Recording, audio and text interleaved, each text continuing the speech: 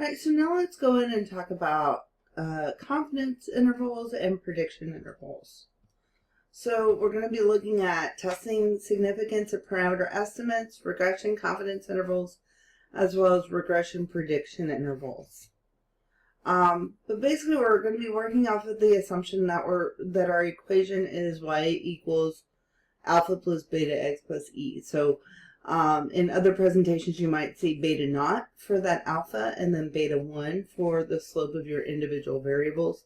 So don't let that confuse you too much. It just depends on, which set of materials you're looking at. I mean, you may also see y equals mx plus b.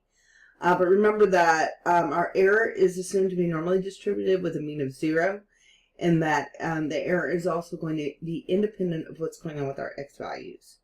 Our confidence intervals are going to be for your alpha, for your y-intercept, you have your y-intercept value, plus or minus your t value for the alpha divided by 2 for n minus k degrees of freedom, and then your beta is going to be plus or minus some t value, basically, that you look up off of the data table. But generally, we want smaller parameter confidence intervals to allow for more accurate estimates of our dependent variable. And so when you get an output, it looks like this, right? And so the confidence intervals on our beta are going to indicate that if we have 0, that means that it contains no significant relationship exists between the independent and dependent variables, because our null assumption is that our slope values are equal to 0, and we can test this with the t-test. When we look at our confidence intervals for our fitted y value or our predicted values, this is going to be looking at the estimates for the mean value of the dependent variable for the given value of the explanatory variable. And so we need to assume that we've met the assumptions of regression approximately, but based on that, our confidence intervals can be obtained in a similar manner to our confidence intervals for a sample mean. And so once again, you have your value plus or minus your t value times, here we have the square root of 1 over n plus x minus x bar squared over n minus 1 to get our variance of our x value.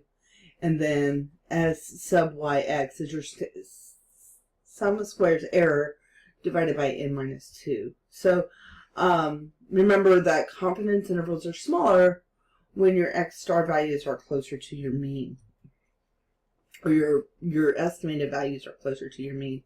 So here we're looking at a fitted y value for an equation, and then we have our outer two lines are telling you what my 95% confidence interval would be for this fitted y equation.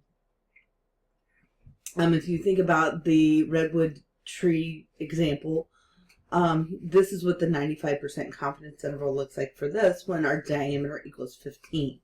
So we have our equation, y equals mx plus b, gives me the equation of y equals 2.67x plus 78.8.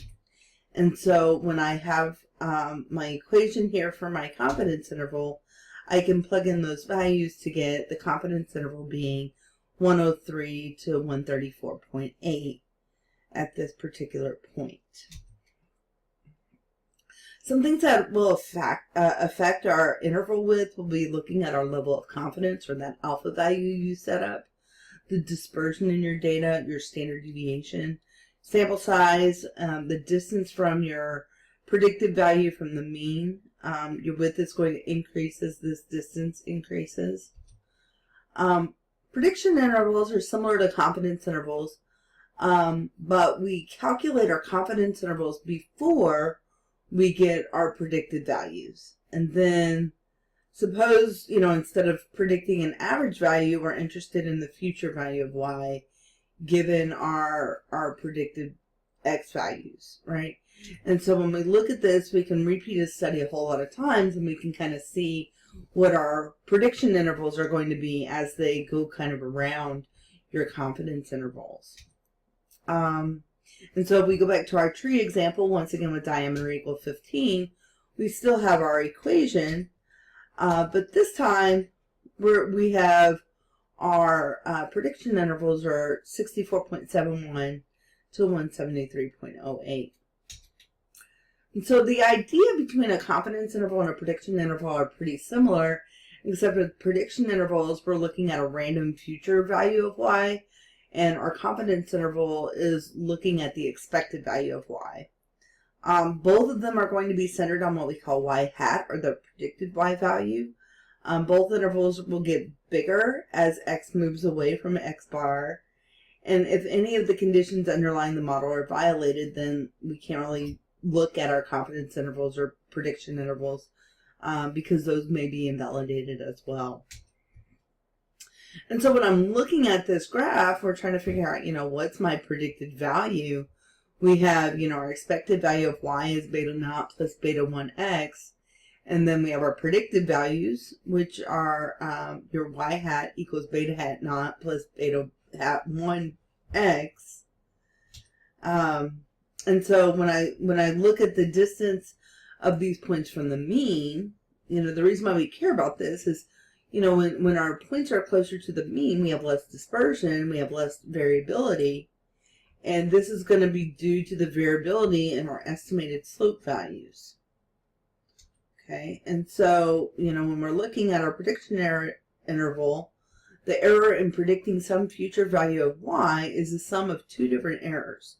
One, we're looking at the error of estimating the mean, so we're looking at the e of y of x, and we're looking at the random error, that is the component of the value of y that we're going to predict. So even if we knew the population regression line exactly, we would still make some amount of error. And so if you look at our confidence intervals versus prediction intervals, you notice that as we move farther away from the mean, our bands are going to get wider. And then the prediction interval bands are also going to get wider, and this is because we have extra s sub yx values.